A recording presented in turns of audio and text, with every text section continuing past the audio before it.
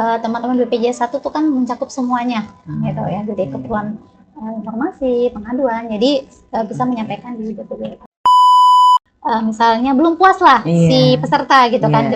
Jadi ada BPJS 1 tadi yang kita siapkan untuk pasien dapat menyampaikan lah apa keluh kesahnya.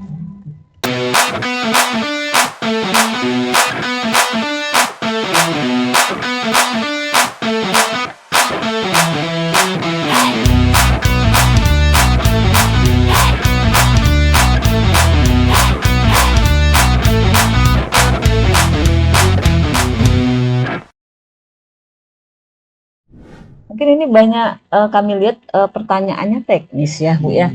Nah sedangkan ini tema kita ini adalah untuk peran tadi BPJS 1, kemudian kesan ya. Demikian antusiasnya nih Bu ya. Sepertinya ini bisa berlanjut nih nantinya untuk ke bagian-bagian yang lainnya. Ya siap, nanti kita akan ini ya, nanti tetap kita inilah akan ada tema-tema tertentu yang mungkin kita bisa kolaborasikan ya. Jadi biar masyarakat dan peserta juga tidak ini. Oke. Sampai ada yang Bu tadi tuh, bisa nggak standby? Bisa nggak standby katanya Bu ya.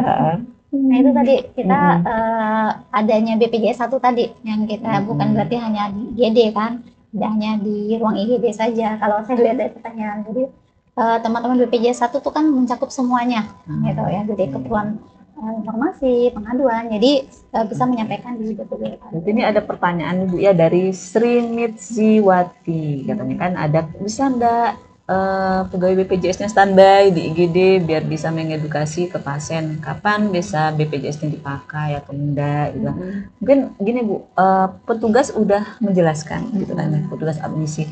Cuman biasa si pasien ini kalau enggak sama orang BPJS-nya tuh rasanya enggak gitu lah Bu, kayak makan coipan di Pontianak tapi ini kayaknya bukan Singkawang lah, mau ke Singkawang gitu. Analoginya. Yang saya sampaikan, kita kan ada BPJS 1 tadi. Jadi kalaupun dari petugas IGD atau dari pendaftaran atau dari poli tidak dapat misalnya belum puas lah si peserta gitu kan. Jadi ada BPJS 1 tadi yang kita siapkan untuk pasien dapat menyampaikan lah apa keluh kesahnya. Jadi pesannya maksimalkan ya. Tadi yang poster ada mbak-mbak cantik dua itu ya, ada kontak personnya, ada gambar Bu Mis satunya. Yang satunya memang inilah petugas BPJS 1 ya. Mbak Cici ada kontak personnya. Jadi pada para peserta baik pun itu internal maupun internal, baik IGD ataupun ruangan semuanya bisa menghubungi dari ini. Itulah komitmen dari BPJS ya Bu ya untuk menjaga mutu pelayanannya. Oke, bagaimana lagi? Ada yang lain? Belum ada lagi Bu, kita lihat cerita-cerita lagi. Oke, Bu Mis dari selama PIPP ini ya Bu Mis ya. Nah, selain kendala tadi administrasi yang terus kemudian ada nggak sih kendala pasien itu merasa pelayanan itu berbeda gitu antara kalau dia pakai BPJS atau dia pakai statusnya umum? Banyak itu Bu. Banyak awal saat sampai di IGD mereka itu selalu bilang kami mau pakai umum saja. Mau pakai umum, kami punya BPJS tapi kami tidak mau menggunakan karena kami kalau pakai BPJS akan dilayani seperti ini. Katanya, kami tidak akan dilayani dan sebagainya. Tetapi kami dari pihak rumah sakit, kita sebagai petugas menjelaskan dan pernah kita membuktikan memang itu tidak ada perbedaan. Nah, pernah saya sekali Bu, ini mungkin pengalaman ya Bu ya, karena terbitnya SEP itu 3 kali 24 jam, jadi kita pernah kita cobakan ke pasien itu, dia bilang ya udah saya pengen Ibu buktikan kalau pelayanan BPJS itu tidak ada perbedaan dengan pasien umum. Ya udah saya coba. Nah sekarang silakan Bapak hari ini pakai umum, Bapak tebus obat semuanya pakai umum, saya bilang. Nah setelah berikutnya Bapak silakan menggunakan BPJS. Apakah ada perbedaan saat Bapak menggunakan umum dengan BPJS? Nah seperti itu Bu. Jadi kita memang tidak ada membedakan antara pelayanan menggunakan BPJS premi, umum, yang PBI tidak ada perbedaan. Tapi kalau kenyataannya kan memang seperti itu, mereka anggapan asumsi mereka masyarakat kan seperti itu. Tapi ya kita sebagai petugas dan kita memang sudah berkomitmen ya Bu ya, seperti itu.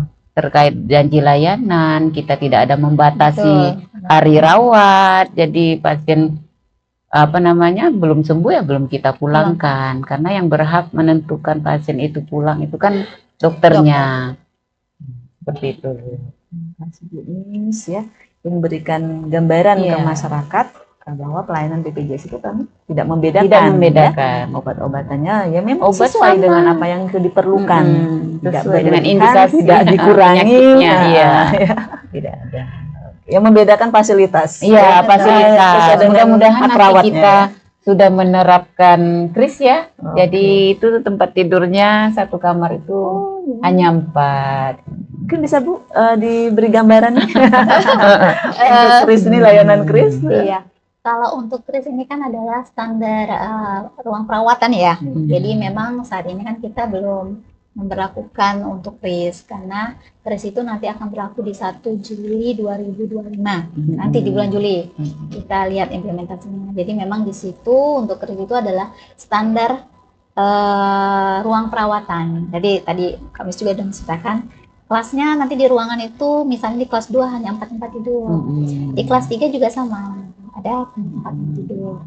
Seperti itu. Jadi yang sebenarnya tidak ada pembedaan, dia hanya menyamakan, menyeragamkan apa yang ada di dalam setiap kamar.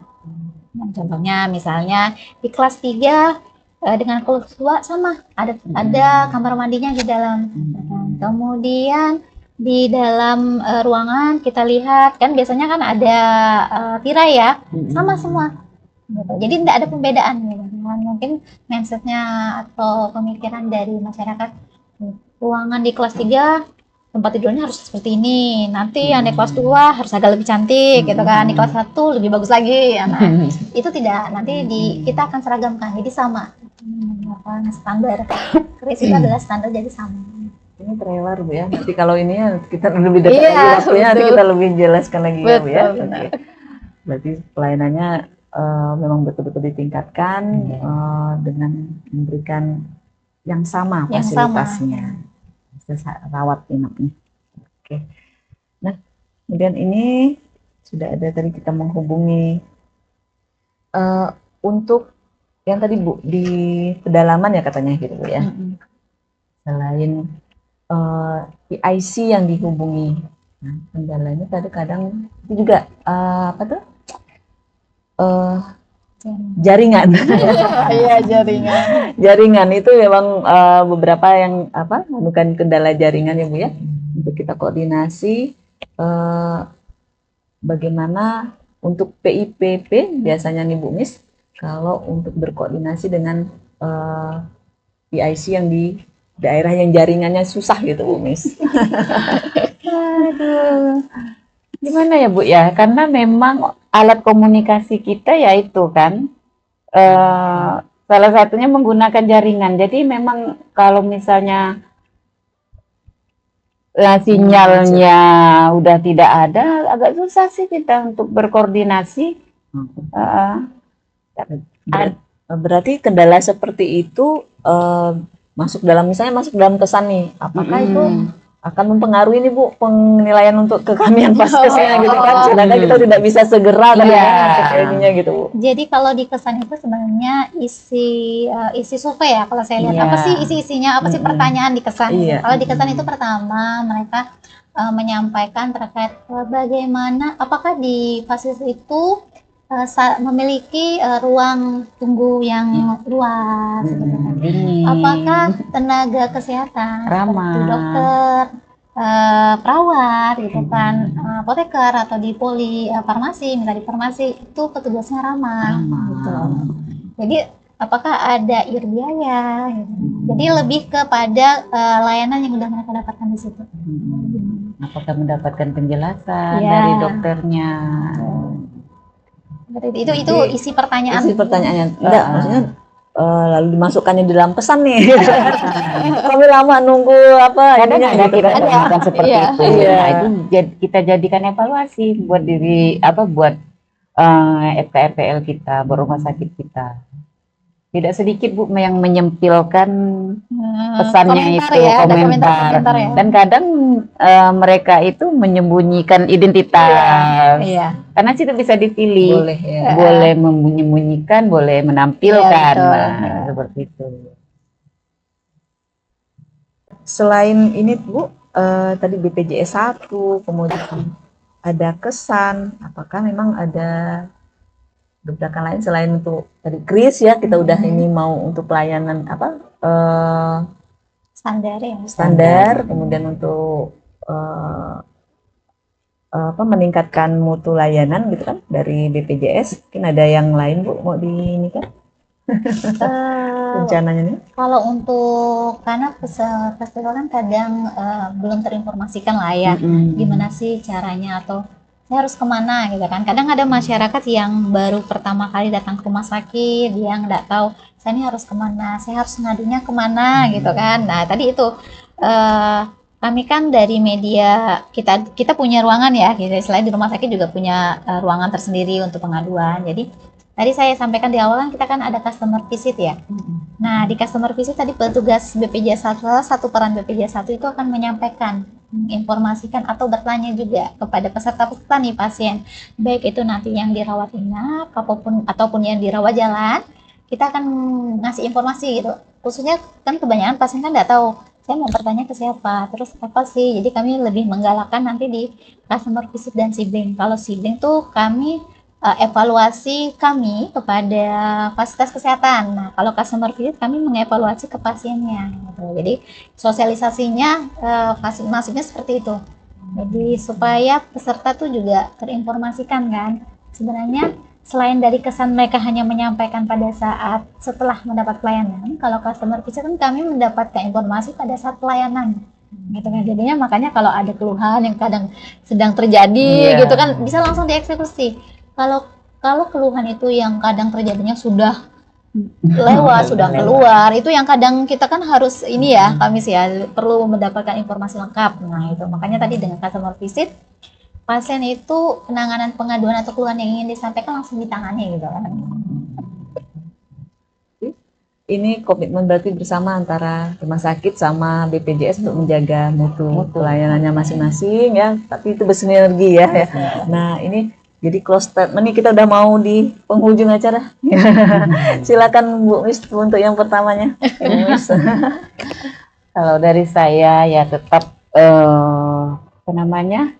perhatikan kepesertaan BPJS-nya, jangan sampai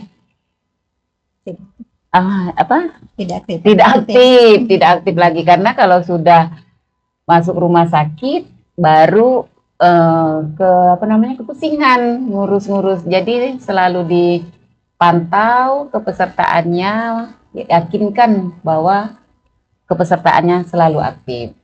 BPJS-nya aktif, iurannya lancar. Iya, makanya harus dilihat yang premi, dilihat penyebab tidak aktifnya itu kenapa. Berarti kan kalau dia tidak aktif berarti iurannya macet nih. Nah, kalau untuk yang APBN kadang takutnya ada pemutusan ya Bu ya tanpa konfirmasi dari pihak itu, dari pesertanya sendiri.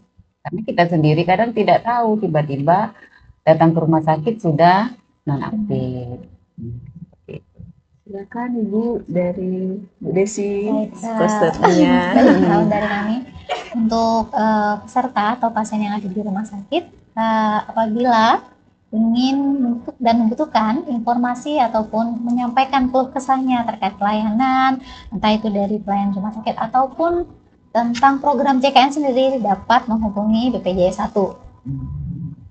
Terima kasih dua-dua ibu hebat ini ya narasumbernya. Kita penghujung acara, jadi dari saya Helen Sagita juga akan menitipkan pesan seperti kata Bu Mis, pastikan aktifnya BPJS Anda yang premi membayar secara rutin sebelum tanggal 10 karena 1 hari pun nanti nggak dapat denda ya Bu ya. Kemudian yang punya JKN ataupun PBI dari daerah itu karena istilahnya ada berobat, jadi mindsetnya itu ke rumah sakit atau ke puskesmas lah, terutama vaskes itu kalau kita sakit dan perlu obat. Sebenarnya kita harus memaksimalkannya dengan upaya preventif sama promotifnya ya Bu ya. Jadi kita lihat untuk pengaktifannya kita bisa lebih terkontrol. Jadi kita tahu itu aktif atau tidak ya Bu ya.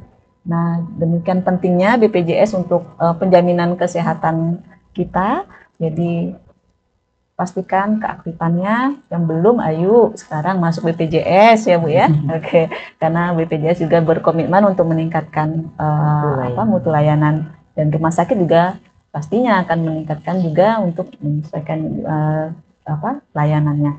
Nah, dan juga ini mohon maaf apabila mungkin ada yang bertanya tapi belum bisa kita sampaikan, bisa jadi ini nanti akan ada ya Bu, kerjasamanya berlangsung untuk sesi-sesi yang lain yang memang pas dengan materi yang akan ditanyakan. Sebelum dan sesudahnya ya kami ucapkan terima kasih perhatiannya. Terima kasih Bu Miss, Bu Desi ya. Kemudian saya tutup juga, mohon maaf apabila kami yang ada di sini salah kata, salah sikap ya. Tetap semangat untuk hidup sehat. Assalamualaikum warahmatullahi wabarakatuh. Selamat siang.